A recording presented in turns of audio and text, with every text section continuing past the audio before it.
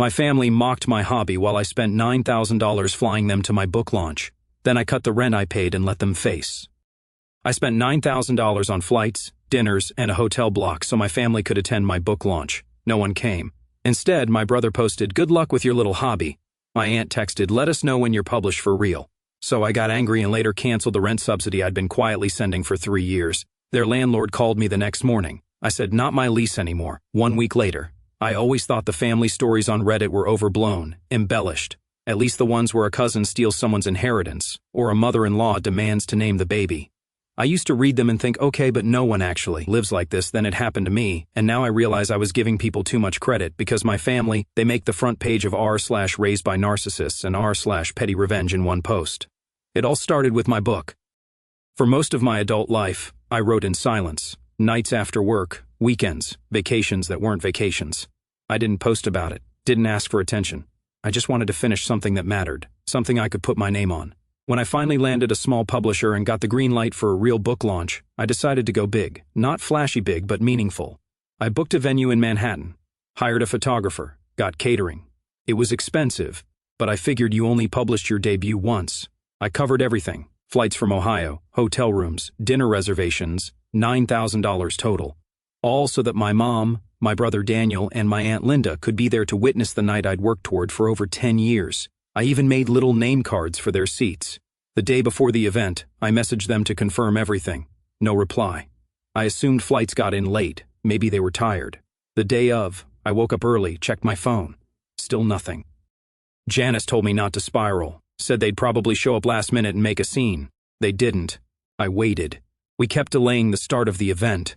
Janice kept checking the front. I pretended not to notice the 3 empty chairs in the front row with name tags that might as well have been tombstones. Eventually, I had to get up and speak. Afterward, I sat in a back room with a drink and finally looked at my phone again. A message from Daniel, "Good luck with your little hobby." 1 hour later, and Linda texted, "Let us know when you get published for real." My mother, nothing. Not a word before or after. I sat there for a long time. Angry didn't even cover it. I felt humiliated, but more than that, I felt stupid because what they didn't know, what I never told them, was that for 3 years I'd been covering 1/3 of their rent every month. Quietly, no announcements, no credit, just wiring it over to their landlord, Victor, because Daniel couldn't hold a job. Linda had endless medical expenses, and my mother said she was managing. That night, in the middle of a 5-star hotel room I paid for, staring at untouched gift bags I'd left at the concierge for them, I opened my laptop and emailed Victor. I told him plainly, "Starting next month, I will no longer be covering the rent for the tenants at address. Please notify them accordingly." Victor called the next morning, said he just wanted to make sure. I told him, "This is no longer my rent." That was it. 1 week later, they were evicted. No calls, no emails, no apologies, nothing. Just silence, like they'd vanished. I almost convinced myself that was the end of it. It wasn't. 10 days after the eviction notice went out, I was finally starting to feel like I could move past it. I'd stopped checking my phone obsessively, stopped thinking about what I should have said that night after the book event. I even started a draft for my second book. It felt good to write again, like I was reclaiming space in my own head. Then came the knock. It was around 9:30 at night, not a delivery time, not casual. It was heavy, deliberate, like someone wanted the whole neighborhood to know they were there. When I opened the door, I didn't need to guess. It was them. Daniel holding a duffel bag like a college freshman, and Linda dragging a suitcase with a broken wheel that screeched every time it moved. My mother stood behind them, arms crossed, eyes scanning past me into the house like she was already planning where to sit. Daniel didn't even pause. "We need to stay here just 1 week. We've got nowhere else right now, it's temporary." I just stared. It wasn't shock. It was disbelief that they had the nerve to show up at all, let alone unannounced with luggage like it was some kind of weekend retreat. Then Janice came around the corner. She didn't ask who it was. She could hear them from upstairs. She pulled me into the hallway and said, "Don't make a scene, just 1 week, we'll set boundaries." I didn't want them in. Every part of me wanted to shut the door and lock it, but I nodded. I still don't know why. Maybe part of me needed to see how far they'd go. So I told them, 1 week after that, you're out. No discussion. Daniel said fair, like we were signing a lease. They walked in without waiting for an invitation. From the first night, it was off. Daniel asked for the Wi-Fi password before he even asked where he was sleeping. Linda called dibs on the guest room because of her spine condition. So Daniel ended up on the living room couch. My mom took the recliner and made a passive comment about how I should have arranged proper sleeping accommodations if I expected them to rest properly. They ate our food, changed the television settings. Daniel complained we didn't have real streaming subscriptions. Aunt Linda told Janice she overcooked the chicken the second night. My mom asked if I could move my car so her Uber Eats driver could park in the driveway. Not one of them mentioned the book event. Not once. It was like it didn't happen. No apology, no explanation, just total avoidance. Like if they didn't bring it up, maybe it would disappear. By the fourth day, Janice had reached her limit. She stopped trying to play hostess. She'd come home from work, go straight to our bedroom, and stay there. I found Daniel wearing my hoodie and using my personal laptop to stream basketball.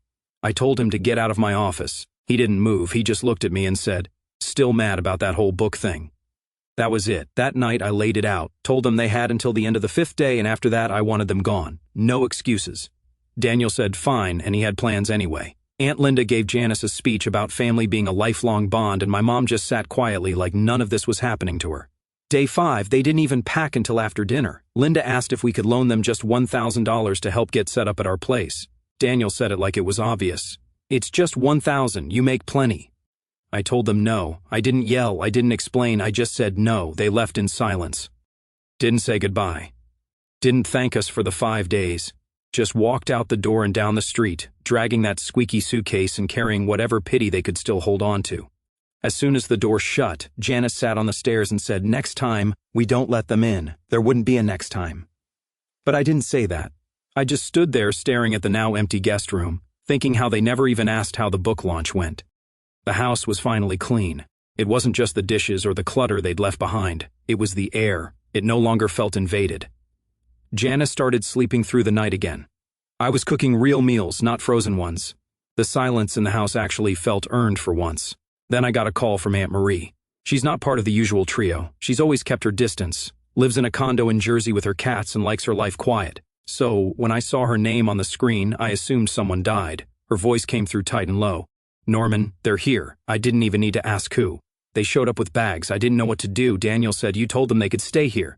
I nearly laughed out loud. "He what?" "He said you were handling things and they just needed a few days off the grid." She sighed.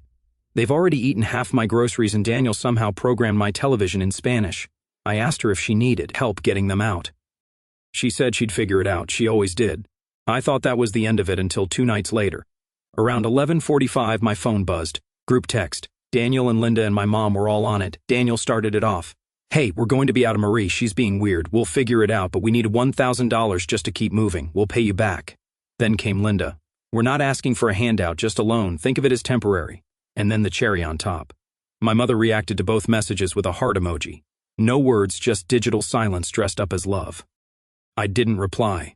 5 minutes later, a Venmo request came through. $1,000 from Daniel. Description: family help temporary. I stared at it until the screen dimmed.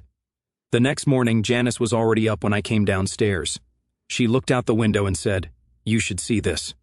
There, tucked under the windshield wiper of my car, was a folded takeout menu from a diner 10 blocks away. On the back, scrolled in thick blue marker, "We're still your family. Stop acting like a stranger. This isn't how we were raised." No name, no signature, just that. I checked the security camera. Around 2:14 a.m., someone walked up the driveway. Hoodie up. Couldn't see the face, but the way they moved, it had Daniel's arrogance written all over it. It wasn't a message, it was a warning. They weren't just broke. They were spiraling. Marie texted me later that day that they'd left without notice.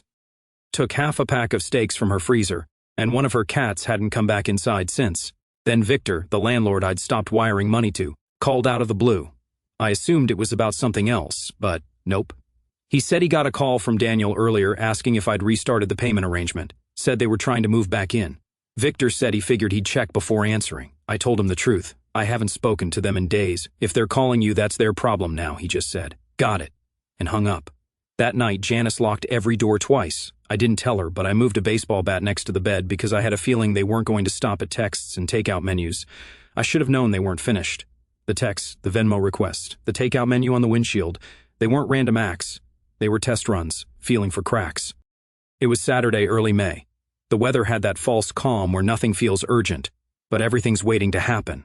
I woke up to an alert from the front porch camera. 6:17 a.m.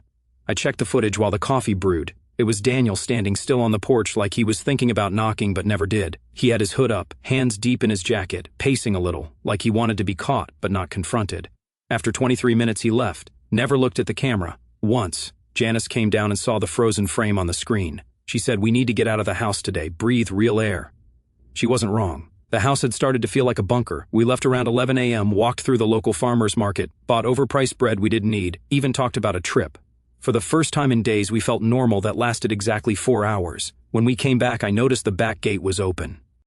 Not wide, just slightly ajar, like someone forgot to close it fully. I always closed it. Always. Inside, everything looked normal at first, the living room untouched, kitchen fine. But then I noticed something off. The top drawer in the hallway cabinet was open. That drawer hadn't been touched in months. I looked inside. A bunch of tax papers had been rifled through. Some envelopes were torn open. A folder labeled mortgage was missing. We moved fast after that, checked every room. Janice found that one of her coats was missing from the hall closet. My winter parka, the one I used to wear before I got a better one, also gone. They'd been inside. Not to steal, not to destroy, to remind us. Janice called the police. While she was on the phone, I walked around the side of the house, to the birdhouse. I don't know why it hit me then. Years ago, when we first moved in, we used to keep a spare key underneath it in a plastic film canister. I lifted the birdhouse. The canister was gone. When the cops arrived, I already knew what they'd say. No sign of forced entry, probably someone with a key. I told them who it probably was. The officer asked, "Do you have proof they were inside?" "No cameras in the house," I said. "Well," he replied, "there's not much we can do unless they come back. And they probably will." That night was different. Janice didn't just look tired, she looked resigned. Around 10 in the evening, she said, "I let them in that first night. I thought I was being decent. You warned me, you did. And now we're locking doors inside our own house." She didn't say it like she wanted forgiveness. She said it like she was done forgiving. I opened my laptop and typed out the kind of message you only send once. It went to every family member who had ever asked for a favor, a ride, a wire transfer. I spelled it out. I'd paid Daniel and Linda's rent for 3 years. I flew them to New York.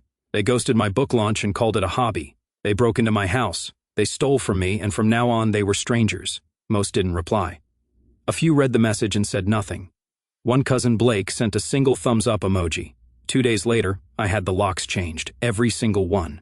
Janice called a lawyer her boss recommended, and we started putting together a no-contact notice. It was mostly symbolic, but it gave us something to do, something to claim back our space. Weeks passed. No new texts, no late-night visits, no mystery notes until the envelope arrived, no return address. Inside was a handwritten note folded 3 times. On it, 6 words, "You made this a war, fine." No signature. But the handwriting was Daniel's. I stared at the note for a long time. 6 words. That's all it took to drag everything back to the surface. "You made this a war, fine." Janice didn't want to see it at first, said maybe it was old. I handed it to her anyway. She read it once, didn't say a word, and walked it straight to the shredder. I didn't shred mine. I kept it in the drawer next to my desk, not out of fear, just as a reminder. The next week we didn't hear a thing. No texts, no knocks, no mysterious footsteps on the porch. It felt like a standoff, like both sides were waiting for the other to move. Then I got a call from the Human Resources Department at my job. Someone had called in an anonymous tip about me, said I was using company time to promote my side business, writing that I'd been caught using company resources for personal profit.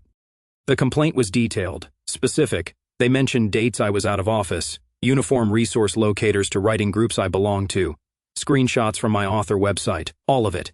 It was complete garbage. I don't write during work hours, never have. I don't even access my author email on my work laptop. But the damage was done. I had to sit through a compliance interview. My manager had to document the incident, even though they said they knew it was nonsense.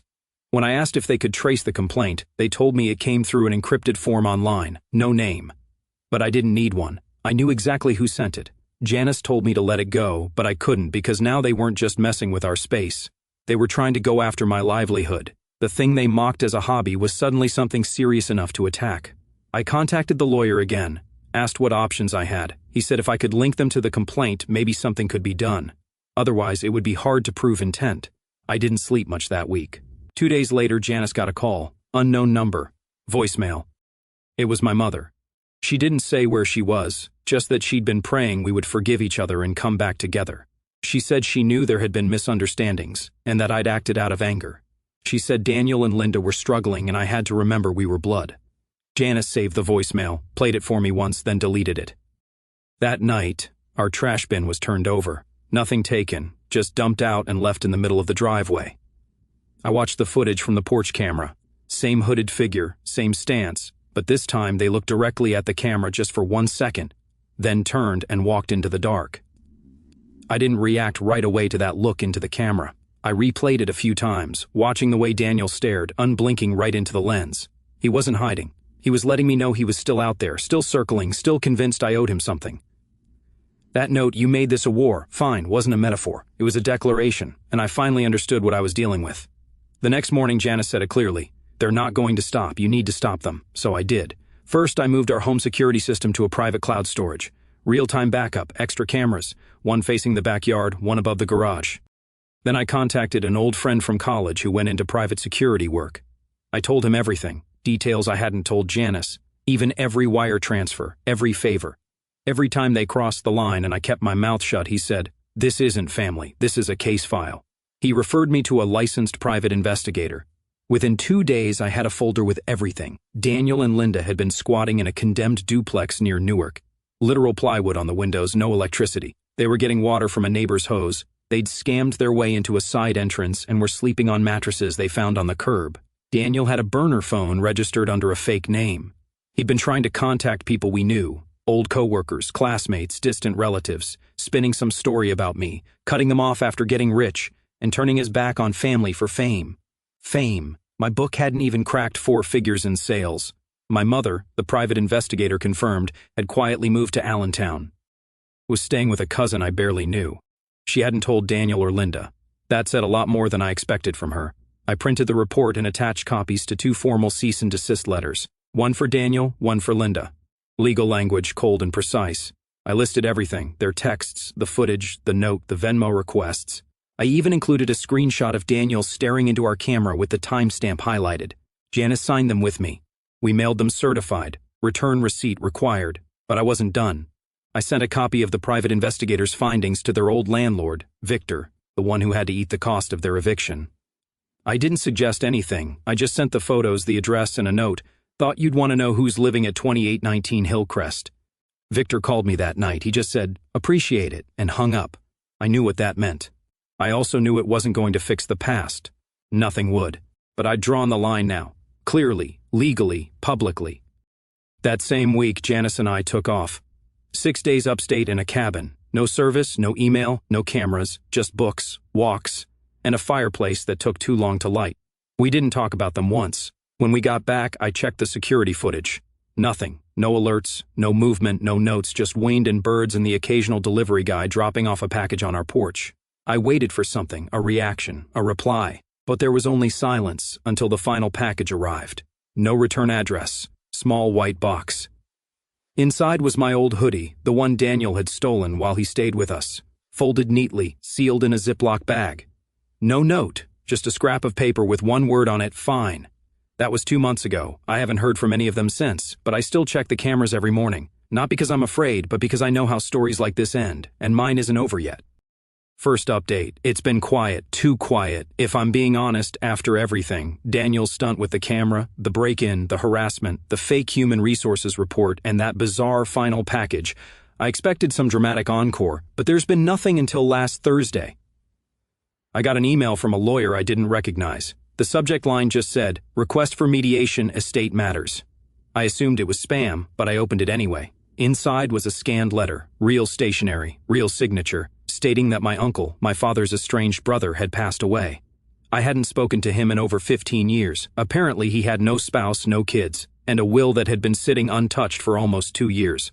His estate was small but included a house in Vermont, a dusty savings account, and somehow my name. Just mine, not Daniel, not Linda, not even my mother. The lawyer said my uncle had followed my writing quietly, that he'd even attended my book launch. Sat in the back, never said anything, just came and went. I still don't know if I believe that part. He left a note with the will. It was 2 lines long. "You're the only one who ever finished something. Take this, do something good." I'm still trying to wrap my head around it.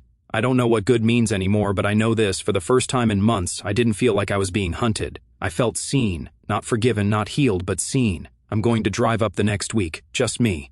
Janice said she'll join me once I get the place sorted. I think we need that something fresh, something real. I know this whole saga has been bleak, and I know r/Reddit's not exactly a sanctuary for happy endings. But if you've followed all this, if you've read every insane twist and wondered how people could do this to their own, just know I'm wondering the same thing every day. But maybe this next chapter doesn't involve them at all. Maybe the next update won't be about lawyers or locks or threats. Maybe next time I'll be writing from a porch in Vermont, coffee in hand, silence all around. And if it is, I'll start it with something simple.